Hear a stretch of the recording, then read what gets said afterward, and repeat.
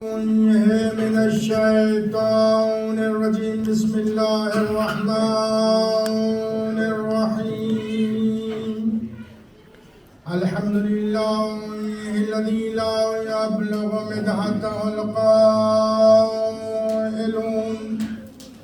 والصلاة والسلام على رسوله المعيد المحمود الأحمد بالقاسم محمد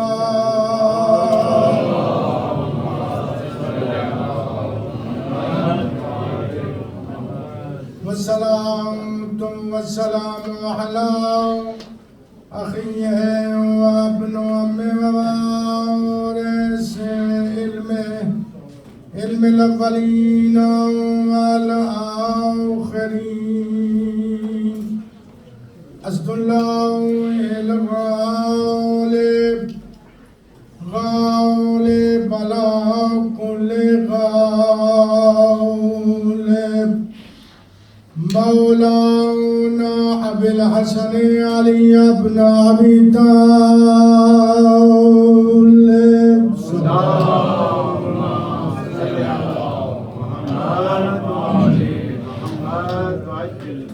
الحمد لله الذي نفر قلوبنا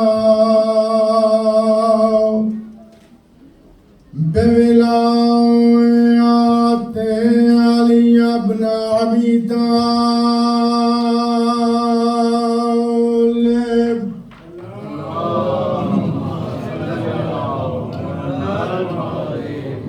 الحمد لله الذي نفر قلوبنا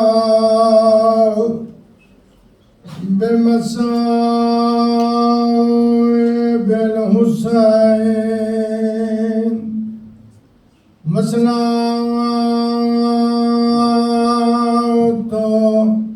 والسلام على أهل بيت الطيبين الطاهرين المعصومين ولعنة الدائمة على أعدائهم ملعونين أما بعد بسم الله الرحمن الرحيم والضحى والليل إذا سجى ما ودعك ربك وما قلى وللآخرة خير لك من الأولى ولسوف يعطيك ربك فترضى ألم يجدك يتيما فآوى ووجدك ضالا فهدى ووجدك عائلا فأغنى فأما اليتيم فلا تقهر وأما السائل فلا تنهر وأما بنعمة ربك فحدث صلوات محمد اللهم صل على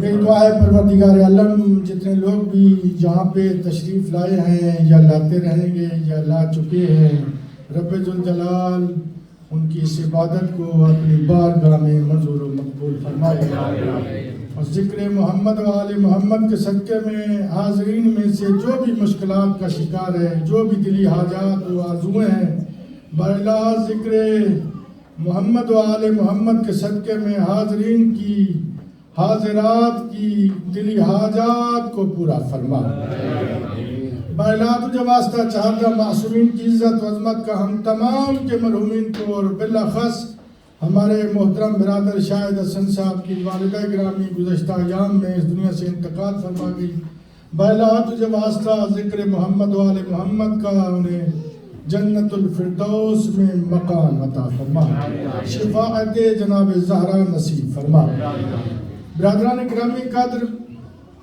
عشرہ محرم الحرام انتہائی اہمیت کا حامل ہوتا ہے، اس لیے کہ اس عشرہ محرم الحرام میں وہ جو میرے آقا حسین نے استغاثہ بلند کیا تھا، حل من ناصر ینصرنا، پڑھنے والا سننے والا جتنے بھی ماتمی حضرات ہیں، جتنے بھی نوح خان ہیں، میری دعا ہے پروردگار عالم ماتمی اور نوح خانوں کی توفیقات میں اضافہ فرمائے۔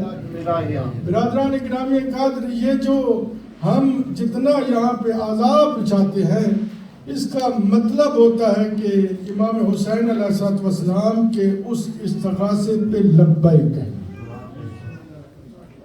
اور آپ بھی نیت کر لیں، جتنے بھی جہاں تک میری آواز جا رہی ہے، نیت کر لیں کہ ہم امام حسین علیہ السلام کے اس استغاثے پہ لبیک کہتے ہوئے آئیں گے۔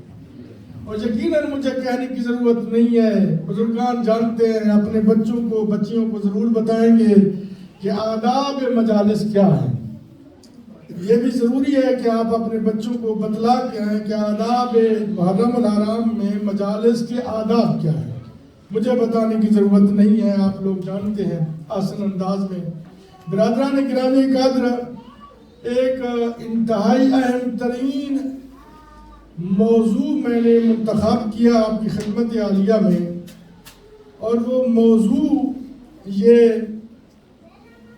پاک حیدریہ ایسوسی ایشن فرینکفورٹ کے جتنے بھی مومنین ہیں، فرینکفورٹ میں رہنے والے، اور جہاں تک ہماری آواز جائے گی، انتہائی اہم ترین موضوع قرار دیا گیا ہے میزان ہدایت اور شان اہل بیت۔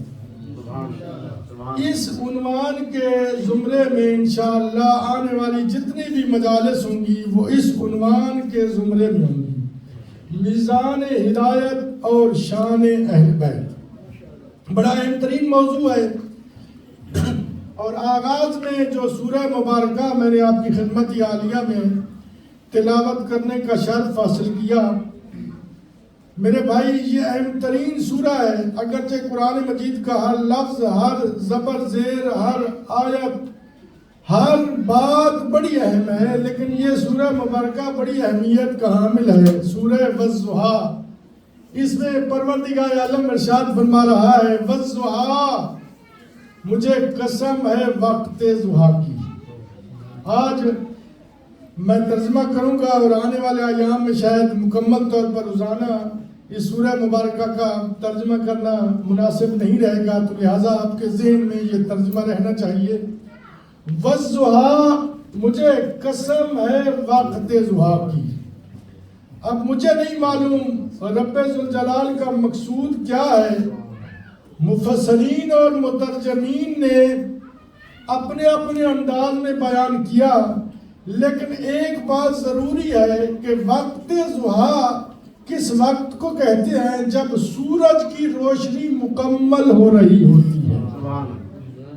عجیب بات ہے، میرا دل کہتا ہے چونکہ یہ معرفہ ہے، والضحیٰ، فقط ضحیٰ نہیں کا الف لام ہے، معرفہ ہے، تو مقصود خداوندی ضرور ہے کہ کسی ایسے وقت کی اللہ قسم اٹھا رہا ہے کہ جس وقت سورج کی روشنی مکمل ہو رہی تھی، اور وہ تاریخ نبوت اسلامیہ میں ایک اہم ترین وقت ہے جب سورج کی روشنی بھی مکمل ہو رہی تھی اور اللہ کا دین بھی غدیر میں مکمل ہو رہا۔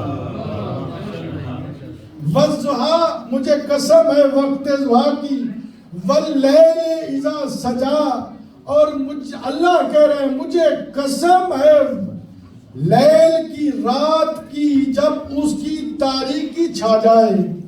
اب یہ جب سے اللہ نے اس کائنات کو خلق کیا، دن بھی آتا ہے، رات بھی آتی ہے، ہر دن کے بعد رات آتی ہے، تو اللہ کا مقصود کیا ہے؟ وہ کون سی رات ہے جس رات کی اللہ قسم اٹھا رہا ہے؟ مجھے نہیں معلوم، مفسرین نے بیان نہیں کیا، لیکن تاریخ اسلامی میں، تاریخ نبوت میں ایک رات اہم ترین رات تھی، اور وہ رات یہ تھی کہ پیغمبر اسلام ہجرت کر رہے تھے، مکہ کو چھوڑ رہے تھے، اور رسول کے بستر پر علی رسول بن کے سو رہے تھے۔ والضحى واللیل اذا سجا ما ودعک ربک وما قلی. اور اے میرے حبیب، نہ میں نے کبھی تجھے تنہا چھوڑا ہے اور نہ کبھی تجھ سے سخت کلامی کی ہے. میرے حبیب، میں نے کبھی تجھے تنہا نہیں چھوڑا.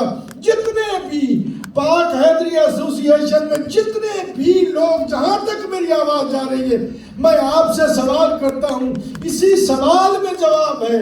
مجھے یہ بتلائیے، کیا اللہ آپ کے ساتھ ہے؟ بے شک. اصل بے شک اللہ ہر کسی کے ساتھ ہے. اللہ نے خود ارشاد فرمایا ہے کہ میں شہ رگ کے قریب ہوں، یعنی بہت قریب ترین ہے. اب یہ کیا ضرورت تھی اللہ کو کہ ما ودعک ربک وما قلی.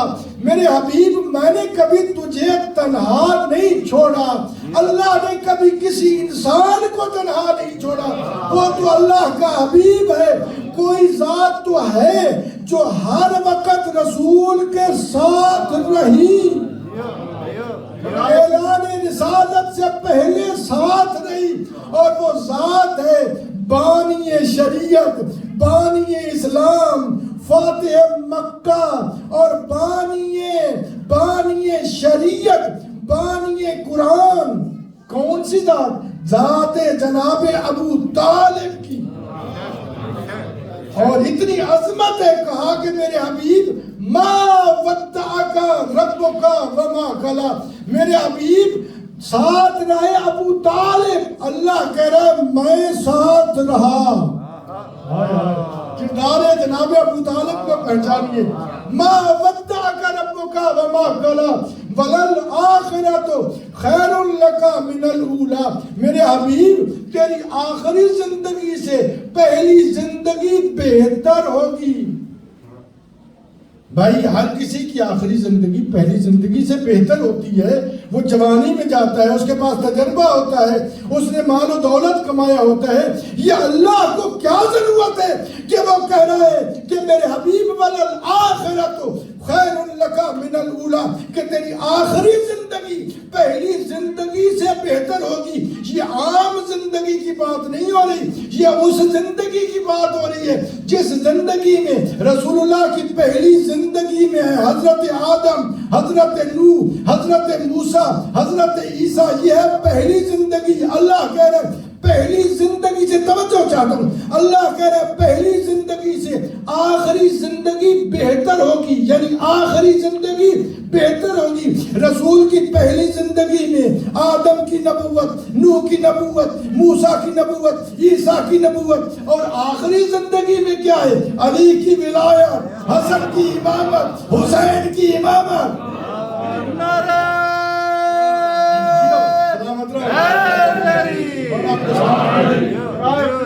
محمد و آل محمد علیہ السلام بلندتر صلوات.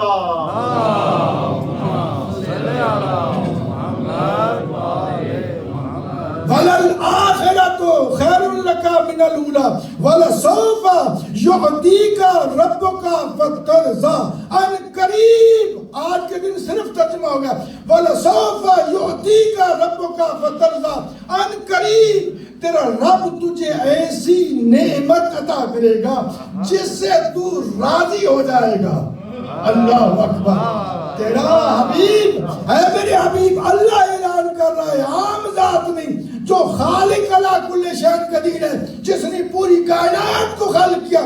کہا میرے حبیب وَلَسَوْفَ ان قریب یعطیک ربک، تیرا رب تجھے ایسی نعمت عطا کرے گا فَتَرْضَىٰ، جس سے تو راضی ہو جائے گا. اور راضی ہونا رسول اللہ کو، رسول اللہ کہہ رہا ہے کہ اے میرے رسول تو مجھ سے راضی ہو جائے گا. اللہ اکبر. مسلمان کہتا ہے کہ مجھ سے اللہ راضی ہو جائے. توجہ چاہتا ہوں، مسلمان کہتا ہے کہ مجھ سے اللہ راضی ہو جائے. اس لیے یہ جملہ کہا جاتا ہے کہ یہ بھی راضی اللہ ہے، یہ بھی راضی اللہ ہے، یہ بھی راضی اللہ ہے، کہ دعا کرتے ہیں کہ اللہ راضی ہو جائے. اللہ کہہ رہا ہے میرا حبیب تو مجھ سے راضی ہو جائے گا. یعنی اللہ کہہ رہا ہے جہاں مصطفیٰ کی رضا وہاں میری رضا, اور مصطفیٰ کہہ رہا ہے جہاں میری رضا وہاں فاطمہ کی رضا. برائے خشنود یا محمد و آل محمد علیہ السلام بلند تر صلوات.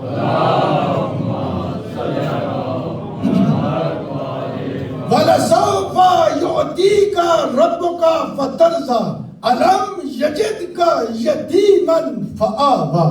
اے میرے حبیب تو یتیم تھا. اس میں اتنا لطف ہے جو عربی زبان کو جانتا ہے اور جو حق کے عربی کو جانتا ہے تو لطف ہے. علم کیا تو یتیم نہیں تھا اور میں نے تیری پرورش کی.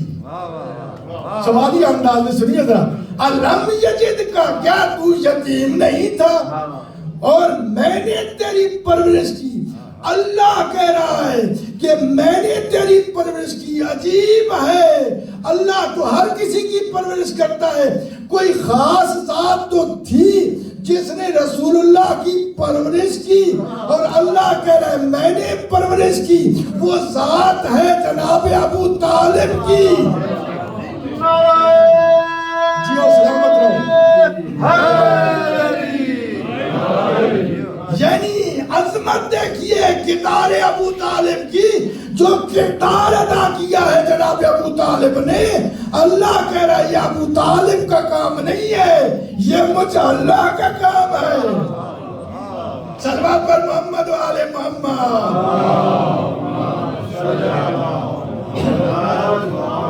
علم یجد کا یتیمن فآوا ووجدک ضالا فہدا. اور میرے حبیب تو گمنام تھا, میں نے تیری شہرت کی, میں نے تیری ہدایت کی, میں نے تجھے مقام عطا کیا. اور اس کے بعد ارشاد فرمایا ووجدک ضالا فہدا ووجدک عائلا فاغنا. بڑی توجہ چاہتا ہوں. اور میرے حبیب تو تنگ دست تھا, میں نے تجھے مال عطا کیا. اللہ اکبر. اللہ کردار بیان کر رہا ہے, اللہ کردار بیان کر رہا ہے. میں یہ اسلام کے کردار بیان کر, ایک ایک جملے میں کتنی تشریح ہے انشاءاللہ آنے والے ایام میں بیان ہوگی. کہ میرے حبیب تو تنگ دست تھا, میں نے تجھے مال عطا کیا. مال تو اللہ ہی دیتا ہے, رزاق تو اللہ ہی ہے. کوئی ذات تو تھی جس ذات نے رسول اللہ کو مال دیا, اس کا کردار اللہ کو اتنا پسند آیا, کہا یہ خدیجہ کا مال نہیں مجھے اللہ کا مال ہے. برائے خشنود یا مولا حسین علیہ السلام بلند تر صلوات.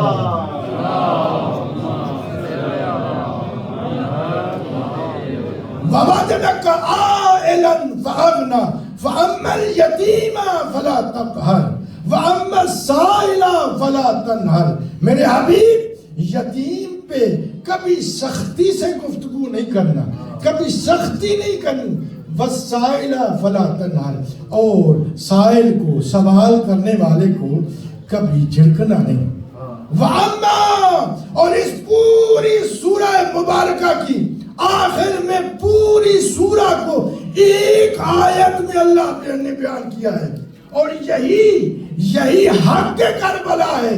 یہی آیت بتا رہی ہے کہ کیا وَأَمَّا بِنِعْمَتِ رَبِّكَ فَحَدِّثْ.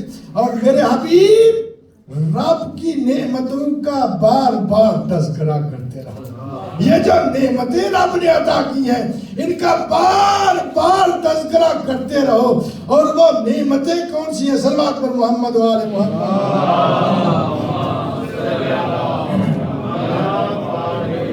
میرا خیال میں میرا وقت تو مکمل ہو گیا ہے, چونکہ ابھی تو میں نے وسائل پڑھنا تھا اور میں تو ترجمے میں ہی ہوں, ابھی تو فضائل شروع ہی نہیں ہوئے. 2 جملے اور آپ کی زحمتیں تمام. وَأَمَّا بِنِعْمَتِ رَبِّكَ فَحَدِّثْ. اور میرے حبیب تو رب کی نعمتوں کا تذکرہ کرتا رہے. اور رسول اللہ نے ہر زمانے میں اللہ کی نعمتوں کا تذکرہ کیا. رسول اللہ کی 3 صفات بیان کی ہیں ایک آیت مبارکہ میں. یعنی رسول اللہ کی پوری زندگی کو اللہ نے قرآن میں پوری زندگی کو 3 چیزوں میں بیان کیا ہے. هو الذي بعث في الأميين، میں نے پوری تقریر چھوڑ دی چونکہ مسائل پڑھنا ہے. هو الذي بعث في الأميين رسولا منهم يتلو عليهم آياته ويزكيهم ويعلمهم الكتاب والحکمة. کہا کہ وہ اللہ جس نے امیین میں رسول بھیجا، اس رسول کے 3 کام بتلا، یعنی پوری زندگی رسول اللہ کی ان 3 کاموں سے باہر نہیں ہوگی. هو الذی بعث فی الامیین رسولا منہم یتلو علیہم آیاتی، پہلا کام کہ وہ قرآن مجید کی تلاوت کرے، وَيُزَكِّيهِمْ اور تزکیہ نفس کرے، وَيُعَلِّمُهُمُ الْكِتَابَ وَالْحِکْمَةَ اور حکمت کی تعلیم دے. یعنی 3 کام گنوائے ہیں اللہ نے کہ پیغمبر اسلام کی ساری زندگی ان 3 کاموں میں ہوگی. کیا توجہ یاد ہونا چاہیے آپ کو. پہلا کیا ہے کہ کتاب کی تعلیم، قرآن مجید کی تعلیم، تعلیم حکمت، تعلیم دین، یہ 3 ہیں. اب اللہ نے کہا ہے کہ رسول اللہ کی ساری زندگی ان 3 کاموں سے باہر نہیں ہوگی. اگر وہ رسول علی کے فضائل بیان کرے، یا تو وہ قرآن ہوگا، یا حکمت ہوگی، یا تعلیم دین ہوگی.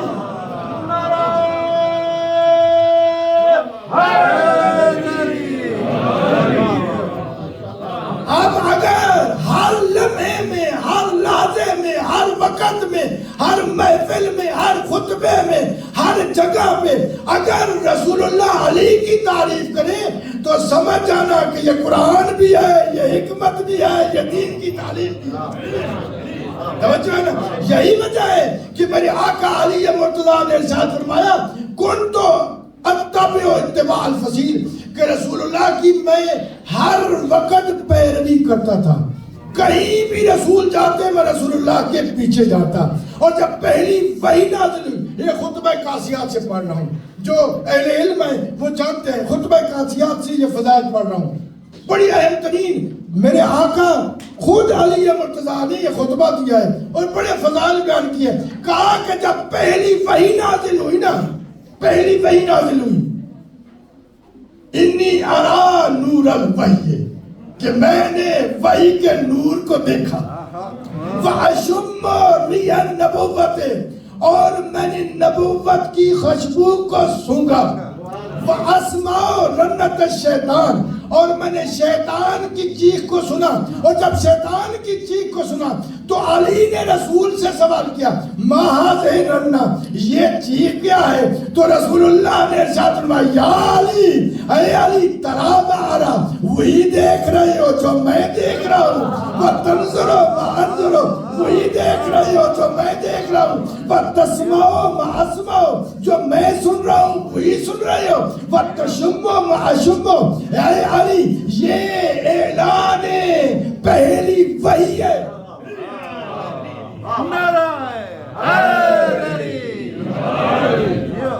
توجہ ہے نا برادر نگرانے کا.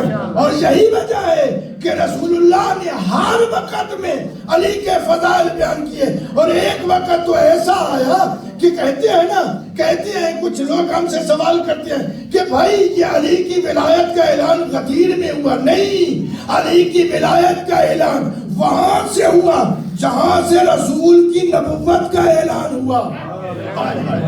میں جملہ کہنے لگا اگر متوجہ ہے میرے ساتھ تو، کہاں؟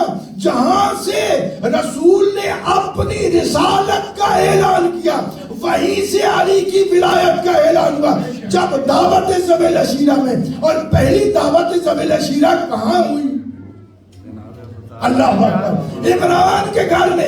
اور یہ میں دوسرے اپنے بھائیوں کی کتاب سے پڑھ رہا ہوں، وہ کہتے ہیں بیت اللہ میں اس لیے نہیں ہوا کہ بیت اللہ میں بت تھے، تو معلوم ہوا بیت اللہ میں بت تھے، عمران کے گھر میں بت نہیں تھے.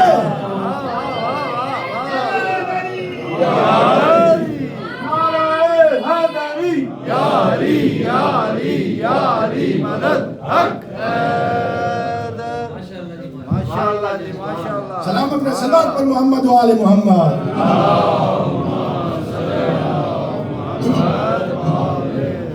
بانی شریعت کے گھر میں سب سے پہلی دعوت ذویل شیرہ ہوئی، اور جب سب سے پہلی دعوت ذویل شیرہ میں ہوئی نا تو بانی کون تھا اس دعوت کا اہتمام کس نے کیا تھا، اس دعوت میں مال کس کا تھا؟ اس لیے اللہ نے کہا ہے کہ میرے حبیب یہ جناب ابو طالب بانی شریعت بھی ہے، بانی قرآن بھی ہے، بانی دین بھی ہے، بانی دعوت نبوت بھی ہے۔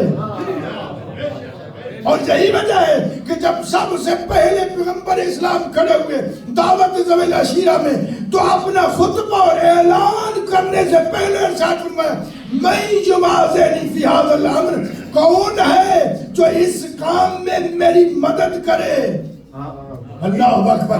جب یہ جملہ کا پہلی مرتبہ روایت ملتا ہے کہ علی کھڑے ہوئے، کہا علی بیٹھ جاؤ، دوسری مرتبہ علی کھڑے ہوئے، کہا بیٹھ جاؤ، تیسری مرتبہ کھڑے ہوئے تو اس وقت رسول اللہ نے ارشاد فرمایا یا علی انت ولیوں کا، تو میرا ولی ہے، ناصری ناصری، تو میرا ناصر ہے۔ رسول اللہ نے بتلا دیا کہ نبوت میری ہوگی، امامت علی کی ہوگی۔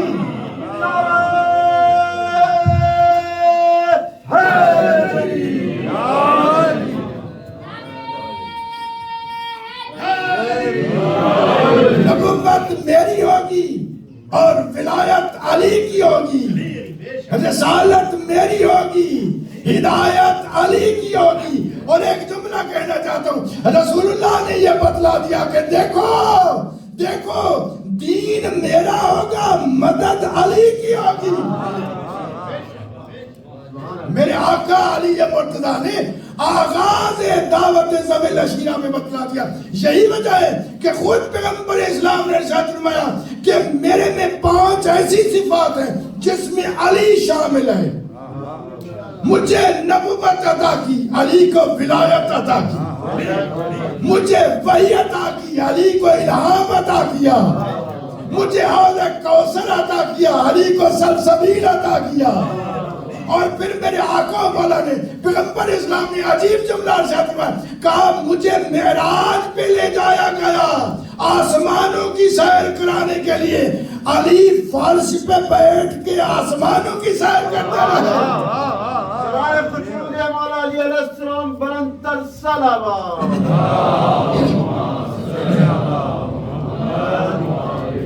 یہی وجہ ہے نا، اسی وجہ سے میرے آقا نے منبر سلونی پہ کوفہ کے منبر پہ بیٹھ کر ارشاد فرمایا سلونی قبل ان تفقدونی، مجھ علی سے پوچھو اس سے پہلے کہ میں تم میں نہ رہوں، میں علی زمین سے آسمانوں کے رستوں کا بہتر جانتا ہوں۔ کتنی عظمت ہے۔ یہی وجہ ہے کہ جو وارث دین تھے، جو وارث شریعت تھے، جو بانی اسلام تھے، آغاز میں مصاحب کا آغاز کرنا چاہتا ہوں لیکن ایک جملہ ضرور کہہ کے جانا چاہتا ہوں تاکہ نوجوانوں کے ذہن میں بھی یہ بات بیٹھنا چاہیے۔ یزید نے اعلان کیا تھا، ملعون نے، کہ کوئی قرآن نہیں آیا تھا، کوئی شریعت نہیں آئی تھی، کوئی اسلام نہیں آیا تھا، کوئی وحی نہیں آئی تھی، میں آغاز کر رہا ہوں کربلا کا۔ یہ جب اعلان کیا تھا، جو وارث شریعت تھا وہ اٹھا، جو وارث دین تھا وہ اٹھا، جو وارث قرآن تھا وہ اٹھا، یہ کہتے ہوئے اٹھا کہ نانا میں اپنا سب کچھ قربان کر دوں گا، نانا اگر تیرا دین نہ بچا تو میں علی اکبر کی قربانی دے دوں گا، اور نانا اگر پھر بھی تیرا دین نہ بچا میں عباس جیسے بھائی کے بادو پیش کر دوں گا، اور نانا اگر تیرا پھر بھی دین نہ بچا تو نانا میں قاسم کو زندہ پامال کروا دوں گا، اور نانا اگر تیرا دین نہ بچا تو میں علی اصغر جیسے معصوم کا گلا پیش کر دوں گا۔ تاریخ میں ملتا ہے حسین نے یہاں تک یہ جملے کہے اور ایک مرتبہ قبر سے آواز آئی، حسین نے سنا ہوگا اگر پھر بھی دین نہ بچا، روایت ملتا ہے حسین کا گریہ بلند ہوا، حسین کا گریہ بلند ہوا. ایک مرتبہ حسین نے اپنے آپ کو نانا کی قبر پہ گرا کے ایک جملہ کہا اور یہ جملہ بڑا عظیم ہے. کہا نانا اگر تیرا دین پھر بھی نہ بچانا میں زینب کی چادر اجرکم اللہ اجرکم اللہ. نانا اگر پھر بھی دین نہ بچا میں زینب کی چادر دے دوں گا. نانا اگر تیرا پھر بھی دین نہ بچا تو میں سکینہ کی قربانی دے دوں گا. اور ایک مرتبہ حسین نے تڑپ کے کہا نانا اگر تیرا پھر بھی دین نہ بچانا زہرا کی بیٹی کوفہ و شام کے درباروں اور بازاروں میں تیرے دین کی حفاظت کے لیے جائے گی. اجرکم اللہ اجرکم اللہ. میرے آقا حسین کے لیے بڑا مشکل تھا مدینہ کو چھوڑنا. ہائے یہ میں نے کہا آپ نے سنا امام حسین امام وقت تھے جانتے تھے میں نے پھر مدینہ نہیں آنا. حسین کے لیے مدینہ چھوڑنا بڑا مشکل تھا. حسین اپنے نانے کے مسجد میں تشریف فرما تھے کہ ایک ملعون آیا اور کہا کہ ولی نے تجھے دربار میں پکارا ہے. میرے آقا حسین چاہتے تو وہیں سے چلے جاتے دربار میں, لیکن حسین وہیں سے دربار نہیں گئے. آئے کہاں تاریخ میں یہ جملے ملتے آئے کسی اور کے پاس نہیں گئے جو شریکت الحسین. ایک مرتبہ زینب کے خیام میں آئے کہا بہن زینب مجھے دربار میں بلایا گیا. زینب نے کہا بھائیا میں جانتی ہوں دربار کے ماحول کو. ہائے اسی دربار میں میری ماں زہرا گئی تھی. اسی دربار سے حسن کا جنازہ آیا تھا. آزادہ نے کہا میں اکیلے جانے نہیں دوں گی. ایک مرتبہ کہا عباس کو بلا کے لایا جائے. میں نے جملہ کہا جو رونے والے عباس کو بلایا جائے. میں کہوں گا زینب کو عباس پہ بڑا مان تھا.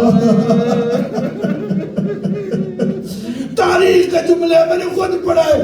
جیسے ہی زینب نے عباس کو آتے ہوئے دیکھا نا عباس کو آتے ہوئے دیکھا زینب نے حسین کی عبا پکڑی ہوئی تھی. عبا کو چھوڑ کے کہا حسین اب اگر دربار میں جانا ہے تو جاؤ اب عباس جانے. اجرکم اللہ ہاں آزاد رہو. تاریخ میں یہ جملے ملتے ہیں. ایک مرتبہ حسین 18 جوانان بنی ہاشم کے ساتھ ولید کے دربار میں جا رہے ہیں اور یہ دربار میں جا رہے ہیں. رونے والوں کے لیے جملہ کہہ رہے ہیں دربار میں جا رہے ہیں. جب دربار کے لیے چلے نا حسین امام وقت تھے جانتے تھے آج یہ نہیں یہ نوجوان میرا بیٹا میرے ساتھ دربار میں جا رہا ہے. ایک مرتبہ امام وقت نے دیکھا سجاد کو دیکھ کے کہا سجاد بیٹا ذرا قریب آ. حسین نے زین العابدین کے سر کا بوسہ لیا ہاتھوں کے بوسے لیے. میں کہوں گا حسین کو معلوم تھا آج زین العابدین میرے ساتھ آ رہا ہے. ہائے میری شہادت کے بعد یہ کوفہ و شام کے درباروں اور بازاروں میں ہائے پتھروں کی برسات اجرکم اللہ. اور ہاں زیادہ حسین گئے ولید کے دربار میں. آپ زیادہ نہیں ہو سکتے, مجھے معلوم ہے پاکستان کا مجمع مختلف ہوتا ہے. میں آخری جملے بیان کر رہا ہوں, میرا دل چاہتا ہے کہ میں تیاری ضرور پڑھوں. میرے آقا حسین گئے ولید کے دربار میں, کہا عباس دروازے کے باہر رکو, اگر جب تک میری آواز بلند نہ ہو عباس اندر نہیں آنا. 18 جوالان بنی ہاشم ولید کے دربار کے باہر کھڑے ہوئے. حسین اندر تشریف لے گئے. ایک مرتبہ اس نے کہا کہ تمہیں یزید کی بیعت کرنی پڑے گی. حسین نے ایک تاریخی جملہ کہا مثلی لا یباجیو مثلا, وہ جیسا انبیاء کا وارث اس جیسے یزید شیطان کی بیعت کیسے کر سکتا ہے. حسین نے یہ جملہ کہا نا, مروان نے اشارہ کیا, حسین کا سر تن سے جدا کر. حسین متوجہ ہوئے اور ایک جملہ کہا اتقتلنی اب ہوا ابن الزرقاء, اے شرمندہ ماں کے بیٹے, کیا تو مجھے قتل کرے گا یا وہ قتل کرے گا. یہ قتل کی آواز عباس کے کانوں پہ پہنچی. ایک مرتبہ دربار کا دروازہ کھلا, عباس نے تلوار کو نیام سے لیا اور حسین نے کہا عباس صبر کرو, میں کہوں گا یہ مدینہ تھا جہاں حسین عباس کو روک رہے تھے. ہائے عصر آجور کا حسین کہہ رہے تھے اینا یا ابطال الزمان و فرسان البیع, اے میرے شاہ سوارو, کہاں حسین بلاتا ہے, تم کیوں نہیں آتے. حسین نے جب استغاثے بلند کیے, تاریخ ملتا ہے ایک لاشا نہر فرات کے کنارے تڑپا, کہا کہ میرے بازو نہیں. اجرکم اللہ. بس آخری اور آپ کی زحمت تمام حضرات, میرے آقا حسین واپس تشریف لائے اور مدینہ سے تیاری شروع کی. ایک جملہ اور سن لیجئے, میرے آقا حسین کیسے واپس آئے. تاریخ میں ملتا ہے کہ جب حسین مدینہ میں چلا کرتے تھے نا, سن دیا حسین کے مذاہب میں, دل کرے تو کریا کرنا, زینب کو پرسا دینا. تاریخ میں ملتا ہے حسین جب مدینہ میں چلا کرتے تھے نا, نگاہ نیچے کر کے چلا کرتے تھے. عباس جب مدینہ میں چلا کرتے تھے نا, نگاہیں بلند کر کے سینہ تان کے چلا کرتے تھے. لیکن آج عمل مختلف تھا. عباس کی آنکھوں میں گریا تھا. اگر زینب نے پوچھ لیا میں کیا جواب دوں گا. اور حسین کبھی حسرت سے مدینہ کی اس گلی کو, کبھی اس چوک کو, حسین کے ذہن میں آتا ہوگا یہ وہی مدینہ ہے نا جس میں میں شان مصطفیٰ پہ سوار ہو کے چلا کرتے. اجرکم اللہ. اور ہاں حضرت حسین آئے, اپنے اہل بیت کو کہا مدینہ ترک کرنا ہے. بس ایک جملہ, بہت جملے تھے لیکن آخری جملہ پڑھ رہا ہوں, زحمت تمام. اگر دل کرے تو کریا کر لینا. یہ عجیب ہے, ہم سال میں ایک مرتبہ ہی یہ مصاحب پڑھتے ہیں, اس لیے دل کرتا ہے میں تھوڑا سا مصاحب پڑھ لوں. میرے بھائیو, روایت ملتا ہے کہ میرے آقا حسین نے کہا نا کہ ہمیں مدینہ چھوڑنا ہے, تو روایت ملتا ہے جناب ام سلمہ تشریف لائی اور ایک مرتبہ ساہا سیدان, جناب ام سلمہ بلند آواز سے رو رہی تھی اور کہہ رہی تھی حسین کیا تم کربلا جا رہے ہو, حسین کیا عراق جا رہے ہو. میرے آقا حسین نے کہا ہم عراق جا رہے. کہا حسین ذرا میرے ساتھ آؤ. حسین کو لے کے اپنے گھر میں آئی.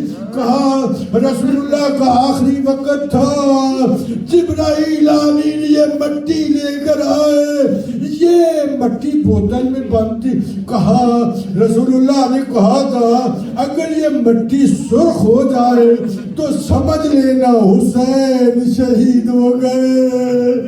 مجھے معلوم ہے بیٹا حسین تجھے کربلا میں شہید کر دیا جائے گا. اترکم اللہ اور آزاد رہو. میرے آقا حسین نے کہا نانی ام سلمہ دیکھنا چاہتی ہو کربلا کو؟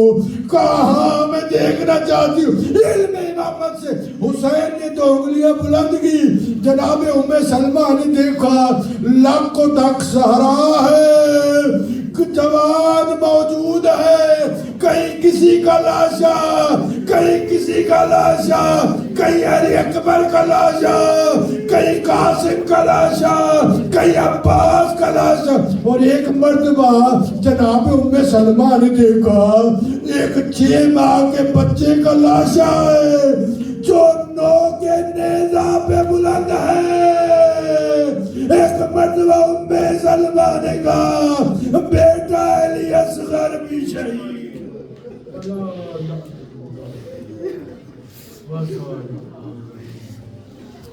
ماتم حسین.